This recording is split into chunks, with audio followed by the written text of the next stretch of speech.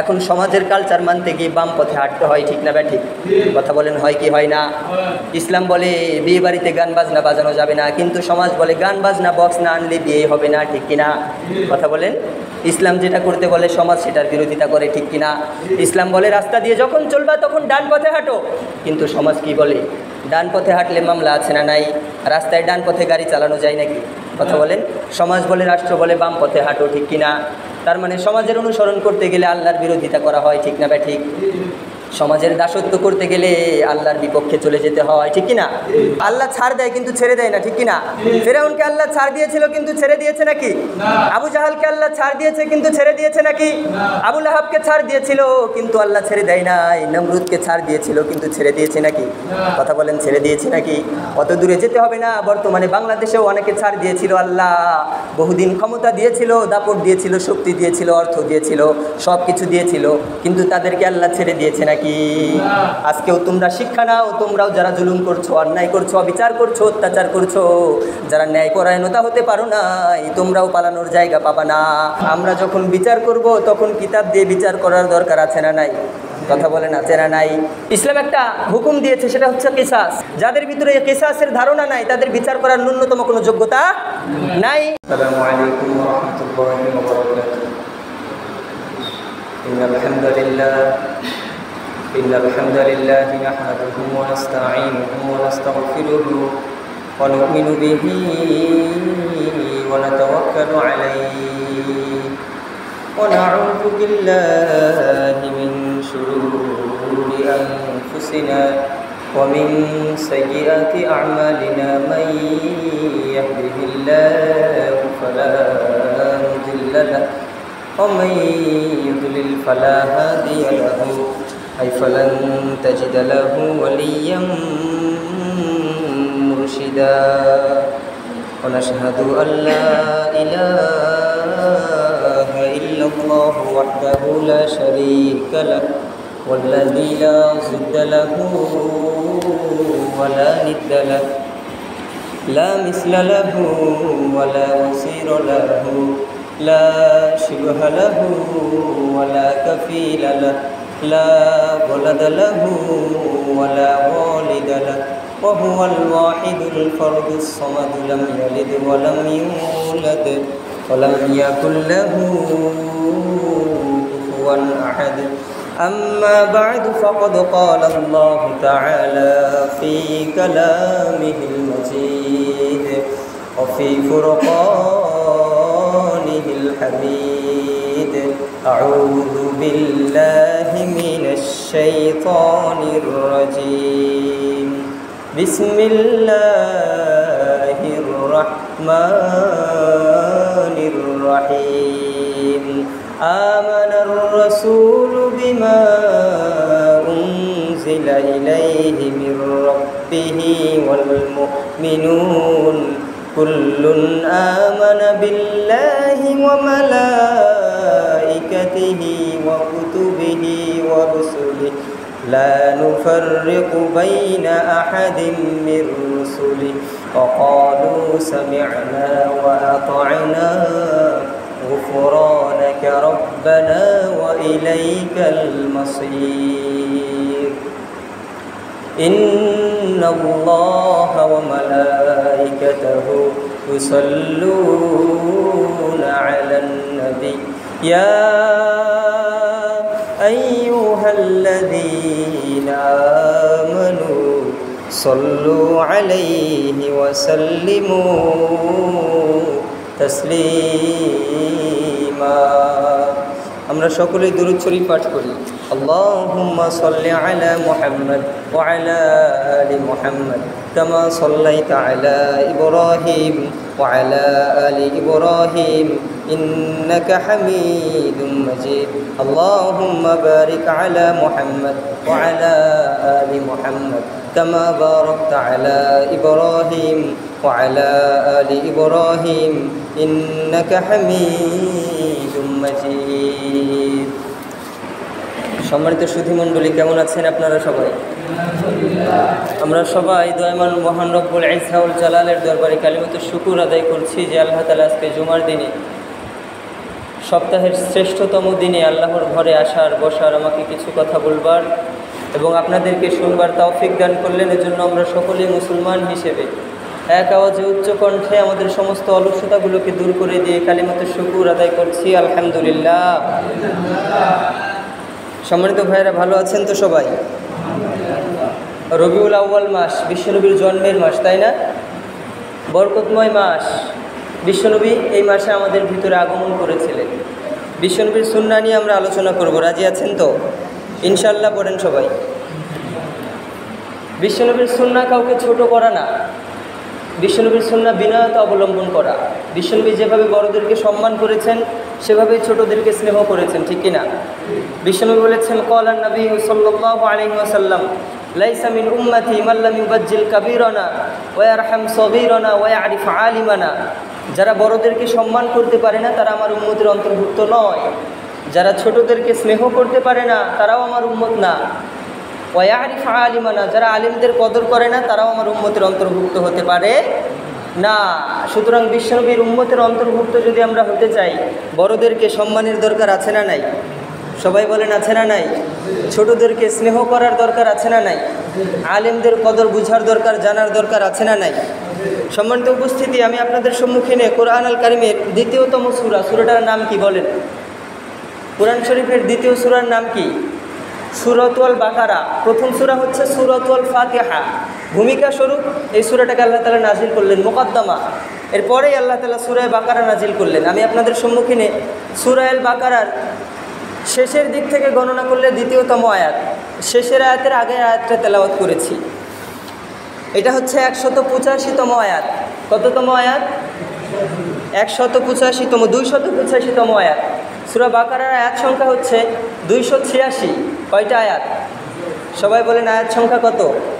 286তম আয়াত। আর আমি যে আয়াতটা তেলাওয়াত করেছি আয়াতটা হচ্ছে 285তম আয়াত। তার মানে শেষের দিক থেকে আমরা গণনা শুরু করলে কততম আয়াত? দ্বিতীয়তম আয়াত। এই আয়াতে আল্লাহ তাআলা মুমিনদের কিছু জিনিসের উপরে ঈমান আনার কথা বললেন। আমাদেরকে কিসের উপরে ঈমান আনতে হবে এটাই যদি না জানি তাহলে কি মুমিন হতে পারবো? কথা বলেন, পারবো? এই আয়াতটা রব্বুল আলামিন বিশ্বনবীর উপরে নাজিল করেছিল, বিশ্বনবীকে উপহার দিয়েছিল যখন বিশ্বনবী মেরাজে গিয়েছিলেন। মেরাজ করেছিলেন না বিশ্বনবী? মেরাজে যাওয়ার সময় বিশ্বনবীকে আল্লাহ তাআলা 3টি জিনিস গিফট দিয়েছেন। সবাই বলেন কয়টা? আরও চিৎকার করে বলতে হবে, কয়টা? রব্বুল আলামিন বিশ্বনবীর সাথে মেরাজের ইচ্ছা পোষণ করলেন। বিশ্বনবী যখন মেরাজে চলে গেল, বিশ্বনবীকে আল্লাহ তাআলা 3টা উপহার দিয়েছে, 3টা হাদিয়া, 3টা তোহফা দিয়েছে। সবাই বলেন কয়টা? 1 নম্বরে আল্লাহ রাব্বুল আলামিন বিশ্বনবীর উপরে 50 ওয়াক্ত নামাজ নাজিল করেছিল। সুবহানাল্লাহ, 50 ওয়াক্ত নামাজ। এই 3টা গিফটের মধ্যে একটা গিফট হচ্ছে 50 ওয়াক্ত নামাজ আল্লাহ তাআলা বিশ্বনবীর উপরে নাজিল করেছিল তার উম্মতের জন্য। কয় ওয়াক্ত? সবাইকে বলতে হবে কত ওয়াক্ত নামাজ। প্রথমত 50 ওয়াক্ত নামাজ রব্বুল আলামিন বিশ্বনবীকে হাদিয়া দিয়েছিল। দ্বিতীয়ত রব্বুল আলামিন সূরা বাকারার শেষের 2টা আয়াত নাজিল করেছিল বিশ্বনবীর উপরে। 285তম আর 286তম আয়াত এই দিনে বিশ্বনবীকে উপহার দিয়েছিল কে? রব্বুল আলামিন বলেন, আমানার রাসূলু বিমা উনজিলা ইলাইহি মির রাব্বিহি ওয়াল মুমিনুন কুল্লুন আমানা বিল্লাহি ওয়া মালাইকাতিহি ওয়া কুতুবিহি ওয়া রুসুলিহি লা নুফাররিকু বাইনা আহাদিন মির রুসুলিহি ওয়া ক্বালু সামি'না ওয়া আতা'না গুফরানাকা রাব্বানা ওয়া ইলাইকাল মাসির। আল্লাহু আকবার বলেন। আল্লাহ বিশ্বনবীকে 2টা আয়াতের প্রথম আয়াত নাজিল করলেন, আমানার রাসূলু বিমা উনজিলা ইলাইহি মির রাব্বিহি ওয়াল মুমিনুন। নবীর উপরে যেটা নাজিল করা হয়েছে অর্থাৎ কিতাব কোরআন আল কারীমকে বিশ্বনবীর উপরে নাজিল করেছিল কে? আল্লাহ বললেন, আমানার রাসূলু বিমা উনজিলা ইলাইহি মির রাব্বিহি ওয়াল মুমিনুন।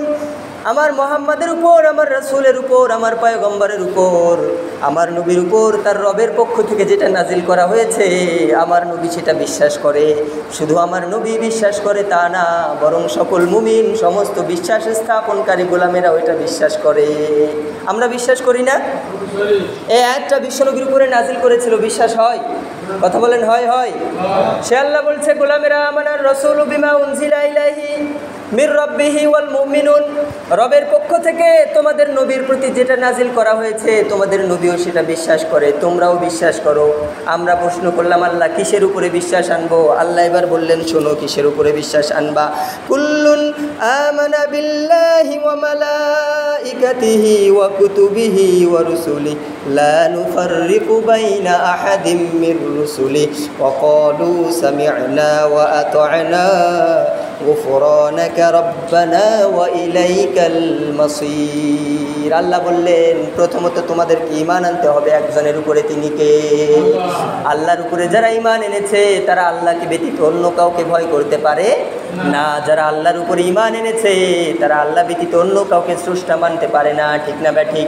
যারা আল্লাহর উপরে ঈমান এনেছে তারা আল্লাহ ব্যতীত অন্য কারো জিকির করতে পারে না। যারা আল্লাহর উপরে ঈমান এনেছে তারা আল্লাহ ব্যতীত অন্য কারো দাসত্ব করতে পারে না, ঠিক কিনা? আমরা দাসত্ব করি একজনের, তিনি কে? কথা বলেন, তিনি কে? যারা আল্লাহর দাসত্ব করে না তারা আল্লাহর গোলাম না, ঠিক কিনা? যারা আল্লাহর দাসত্ব না করে ইবলিসের দাসত্ব করে, শয়তানের পদাঙ্ক অনুসরণ করে, তারা কি আল্লাহর গোলাম হতে পারে? কথা বলেন। যদিও তাদেরকে সৃষ্টি করেছে আল্লাহ, তবে আল্লাহ বলে তারা আমার গোলাম না, তারা শয়তানের গোলাম। কার গোলাম? আলাম আহাদ ইলাইকুম ইয়া বানি আদম আল্লা তা'বুদুশ শাইতান ইন্নাহু লাকুম আদুউম মুবিন। যারা শয়তানের কথা মানো, যারা শয়তানের অনুসরণ করো, যারা শয়তানের অনুকরণ করো, যারা শয়তানের দাসত্ব করো, যারা শয়তানের গোলামি করো, তারা শয়তানেরই বন্ধু, তারা শয়তানেরই দাস, তারা শয়তানেরই গোলাম। নাউজুবিল্লাহ। তার মানে আল্লাহর গোলাম হিসেবে আমরা যদি নিজেদেরকে পরিচয় দিতে চাই তাহলে আমাদের অন্তরে একজনের ভয় থাকতে হবে, তিনি কে? দাসত্ব করতে হবে একজনের, তিনি কে? সে আল্লাহ বলছেন গোলামেরা শোনো কিসের উপর ঈমান আনবা? কুল্লুন আমানা বিল্লাহ। প্রথমে ঈমান আনতে হবে কার উপর? কার উপর? রব্বুল আলামিন বলেন ইন্নাল্লাযীনা আমানু ওয়া আমিলুস সলিহাতি কানাত লাহুম জান্নাতুল ফিরদাউসি নুজুলা। যারা আমি আল্লাহর উপর ঈমান এনেছে আর যারা ভালো আমল করেছে, উত্তম কর্ম করেছে, আমি আল্লাহ তাদেরকে কিয়ামতের দিনে জান্নাতুল ফিরদাউসি নুজুলা, যেন তেন কোনো জান্নাত নয়, সবচেয়ে উৎকৃষ্ট জান্নাত, সবচেয়ে উত্তম জান্নাত, সবচেয়ে দামি জান্নাতের গেট, জান্নাতুল ফিরদাউসের গেট দিয়ে জান্নাতে প্রবেশ করাবো। কয়টা কাজ করতে হবে? সবাই বলেন কয়টা? এক নম্বরে ঈমান আনতে হবে কার উপর? দ্বিতীয় নম্বরে আমল করতে হবে একজনের জন্য, তিনি কে? পৃথিবীর কাউকে দেখানোর জন্য আমরা কোনো কাজ করব না, আমাদের কাজ করতে হবে একজনকে দেখানোর জন্য, তিনি কে? আল্লাহর দিকে থাকতে গিয়ে, আল্লাহর পক্ষ নিতে গিয়ে, ইসলামের পক্ষ নিতে গিয়ে, শরীয়ত সম্মত কাজ করতে গিয়ে সারা দুনিয়াও যদি আপনার বিরুদ্ধে চলে যায়, আপনি যদি একদিকে থাকেন, বিশ্বনবী বলেন তুমি একটাই আল্লাহর দল। সুবহানাল্লাহ পড়েন। সারা দুনিয়া আপনার বিরোধিতা করতে পারে, সমাজ আপনার বিরুদ্ধে যেতে পারে, সমাজের নেতা আপনার বিরুদ্ধে যেতে পারে, আপনার মা আপনার বিরোধিতা করতে পারে, আপনার বাবা আপনার বিরোধিতা করতে পারে, আপনার স্বামী আপনার বিরোধিতা করতে পারে, ঠিক না ব্যাঠিক? যেমন ফেরাউন বিরোধিতা করেছিল আসিয়ার, সাইয়েদনা নূহের বিরোধিতা করেছিল নূহ নবীর স্ত্রী, বিশ্বনবীর বিরোধিতা করেছিল বিশ্বনবীর চাচা আবু লাহাব, আবু জাহেল, সাইয়েদনা ইব্রাহিমের বিরোধিতা করেছিল ইব্রাহিমের বাবা, ঠিক কিনা? সুতরাং আপনি আল্লাহর পথে থাকলে, সৎকর্ম করলে আপনার বিরোধিতা করবে আপনার বাবা, আপনার নেতা, আপনার সমাজ, আপনার সব কিছু বিরোধিতা করতে পারে। আপনি একদিকে থাকবেন, সেই দিকটাই হচ্ছে আল্লাহর দিক, ঠিক কিনা? সারা দুনিয়া আপনার বিরোধিতা করলে আপনার মাইন্ড অনুযায়ী আপনি যদি ইসলামের পক্ষে থাকেন, আপনি কার দল? সবাই বলেন কার দল? এজন্য রব্বুল আলামিন বলেন ইন্নাল আবরারা লাফি নাঈমি ওয়া ইন্নাল ফুজ্জারা লাফি জাহিম। তুমি যদি ইসলামের পক্ষে থাকো তাহলে তুমি জান্নাতে যাবা, আর তুমি যদি বাম পথে হাঁটো তাহলে তুমি জাহান্নামে যাবা। এখন সমাজের কালচার মানতে গিয়ে বাম পথে হাঁটতে হয়, ঠিক না ব্যাঠিক? কথা বলেন হয় কি হয় না? ইসলাম বলে বিয়ে বাড়িতে গান বাজনা বাজানো যাবে না, কিন্তু সমাজ বলে গান বাজনা বক্স না আনলে বিয়ে হবে না, ঠিক কিনা? কথা বলেন। ইসলাম যেটা করতে বলে সমাজ সেটার বিরোধিতা করে, ঠিক কিনা? ইসলাম বলে রাস্তা দিয়ে যখন চলবা তখন ডান পথে হাঁটো, কিন্তু সমাজ কি বলে? ডান পথে হাঁটলে মামলা আছে না নাই? রাস্তায় ডান পথে গাড়ি চালানো যায় নাকি? কথা বলেন। সমাজ বলে, রাষ্ট্র বলে বাম পথে হাঁটো, ঠিক কিনা? তার মানে সমাজের অনুসরণ করতে গেলে আল্লাহর বিরোধিতা করা হয়, ঠিক না ব্যাঠিক? সমাজের দাসত্ব করতে গেলে আল্লাহর বিপক্ষে চলে যেতে হয়, ঠিক কি না? তার মানে আমরা গোলামি করব কার? আমরা দাসত্ব করব কার? আল্লাহর যারা দাসত্ব করে তাদেরকে জান্নাতুল ফিরদাউসে প্রবেশ করাবে কে? কে? সবাই বলেন কে? এজন্য আল্লাহর উপরে ঈমান আনার দরকার আছে না নাই? আল্লাহ আছে, বিশ্বাস হয়তো, কথা বলেন হয়তো। যারা এখন অন্যায় করছো, অবিচার করছো, জুলুম করছো, অত্যাচার করছো, সেদিন বেশি দূরে নয় তোমরা পালানোর জায়গা পাবা না, ঠিক কি না? সবচেয়ে ন্যায়পরায়ণ বিচার একজন, যিনি বিচার করে তিনি কে? সবাই বলেন কে? আল্লাহ ছাড় দেয় কিন্তু ছেড়ে দেয় না, ঠিক কি না? ফিরআউনকে আল্লাহ ছাড় দিয়েছিল কিন্তু ছেড়ে দিয়েছে নাকি? আবু জাহালকে আল্লাহ ছাড় দিয়েছে কিন্তু ছেড়ে দিয়েছে নাকি? আবু লাহাবকে ছাড় দিয়েছিল কিন্তু আল্লাহ ছেড়ে দেয় নাই। নমরুদকে ছাড় দিয়েছিল কিন্তু ছেড়ে দিয়েছে নাকি? কথা বলেন, ছেড়ে দিয়েছে নাকি? অত দূরে যেতে হবে না, বর্তমানে বাংলাদেশেও অনেকে ছাড় দিয়েছিল আল্লাহ। বহুদিন ক্ষমতা দিয়েছিল, দাপট দিয়েছিল, শক্তি দিয়েছিল, অর্থ দিয়েছিল, সব কিছু দিয়েছিল, কিন্তু তাদেরকে আল্লাহ ছেড়ে দিয়েছে নাকি?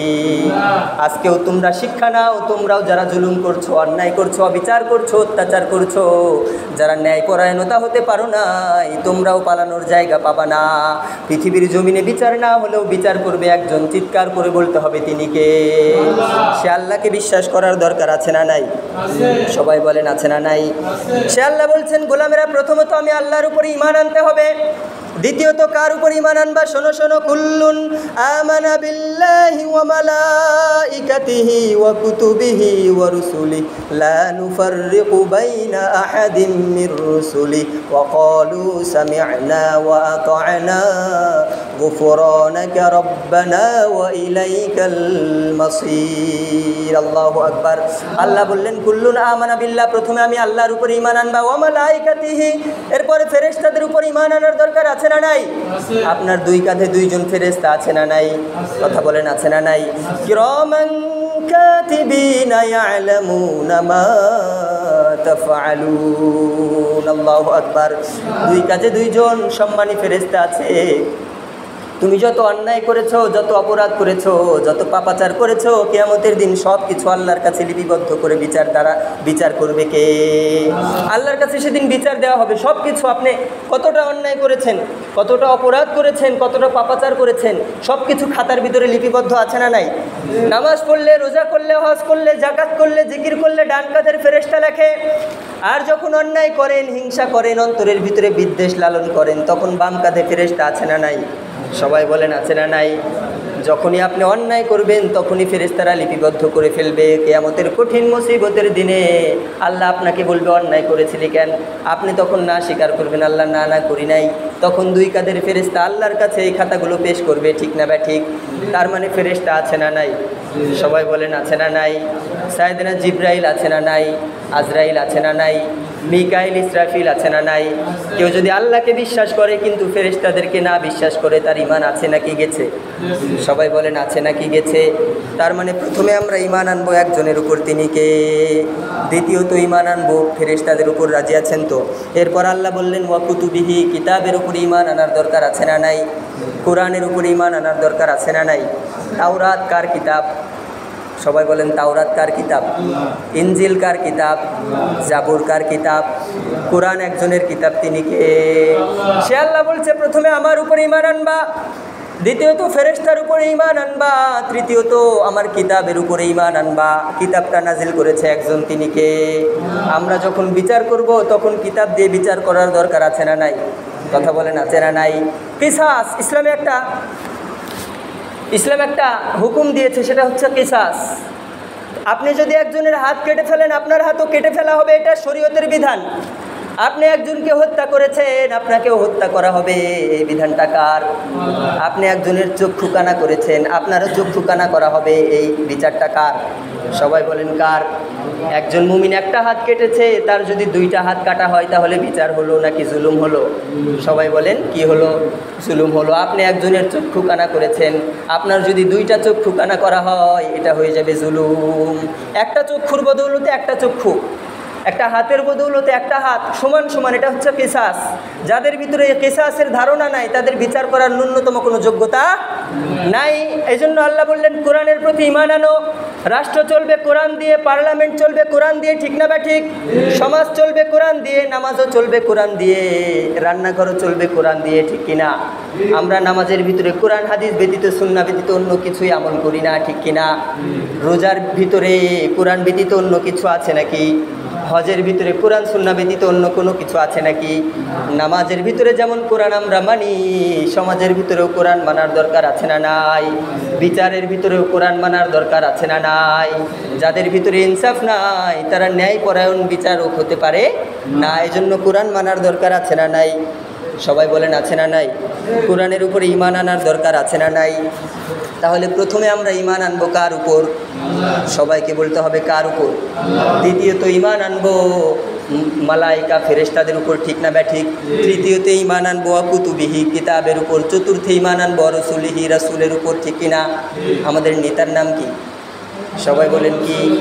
হযরত মুহাম্মদ সাল্লাল্লাহু আলাইহি ওয়াসাল্লাম। কয়দিন আপনার নেতার নামে আপনি স্লোগান দিয়েছেন? তোমার নেতা আমার নেতা বিশ্বনবী মুস্তাফা সাল্লাল্লাহু। এই স্লোগান কয়জন দিয়েছেন? কতদিন দিয়েছেন বলেন? আমাদের নেতা যে বিশ্বনবী সাল্লাল্লাহু আলাইহি ওয়াসাল্লাম, এটা মানেন তো? বিশ্বনবীর সাথে, বিশ্বনবীর পিছনে কিয়ামতের দিনে আল্লাহর সামনে উপস্থিত হতে চান তো? বিশ্বনবীর মুসল্লি হয়ে আল্লাহর সামনে উপস্থিত হতে চান তো? বিশ্বনবীর উম্মতের অন্তর্ভুক্ত হতে চান তো? কয়দিন আপনি স্লোগান দিয়েছেন তোমার নেতা আমার নেতা বিশ্বনবী মুস্তাফা? কতদিন এই স্লোগান দিয়েছেন বলেন? আপনার 30, 40, 50 বছর বয়স। আমার নবীর চরিত্র ফুলের চেয়েও পবিত্র, ঠিক না ঠিক? কারণ ফুলের উপরে মশা পড়ে, মাছি পড়ে, কিন্তু বিশ্বনবীর উপরে মশা মাছিটাকেও হারাম করেছিল কে? এই স্লোগান আপনি কয়দিন দিয়েছেন? আমার নবীর চরিত্র ফুলের চেয়েও পবিত্র, এই স্লোগান আমরা দিতে শুনি না, কিন্তু আমার নেতার চরিত্র ফুলের মতো পবিত্র, এই স্লোগান আমরা দিই, ঠিক না ঠিক? যেই নেতার দাড়ি নাই, যেই নেতার মাথায় নবীর সুন্নাহ অনুযায়ী চুল কাটে না, যেই নেতা টাকনুর নিচে কাপড় পরে, যেই নেতা নামাজে কয় ফরজ এটাও জানে না, সেই নেতার চরিত্র নাকি ফুলের মতো পবিত্র। নাউজুবিল্লাহ পড়েন। এই নেতার সাথে কিয়ামতের দিন উঠলে আর যাই করেন অন্তত জান্নাতের আশা কইরেন না। আমাদের নেতা মুহাম্মদ সাল্লাল্লাহু আলাইহি ওয়াসাল্লাম, আল্লাহ বললেন তাহলে প্রথমে আল্লাহর উপর, দ্বিতীয়তে ফেরেশতাদের উপর, তৃতীয়তে কিতাবের উপর, চতুর্থে রাসূলের উপর। প্রাথমিক পর্যায়ে এই 4টা জিনিসের উপরে ঈমান আনার দরকার আছে না নাই? সবাই বলেন আছে না নাই? তাহলে কয়টা জিনিসের উপর ঈমান আনবো? সবাইকে বলতে হবে কয়টা? 1 নম্বরে কার উপর? 2 নম্বরে, 3 নম্বরে, 4 নম্বরে মুহাম্মদ সাল্লাল্লাহু আলাইহি ওয়াসাল্লাম। এরপরে আল্লাহ বললেন শুনো, এরপরে আমি কি বললাম? লা নুফাররিকু বাইনা আহাদিম মির রাসূলিহি ওয়া ক্বালু সামি'না ওয়া আতা'না গুফরানাকা রাব্বানা ওয়া ইলাইকাল মাসির। আল্লাহর উপর ঈমান আনার পর, ফেরেশতাদের উপর ঈমান আনার পর, রাসূলের উপর ঈমান আনার পর, কোরআনের উপর ঈমান আনার পর, এরা আমার কোনো রাসূলে তফাৎ তৈরি করে না। এরপরে এরা কি বলে শুনো? ওয়া ক্বালু সামি'না ওয়া আতা'না।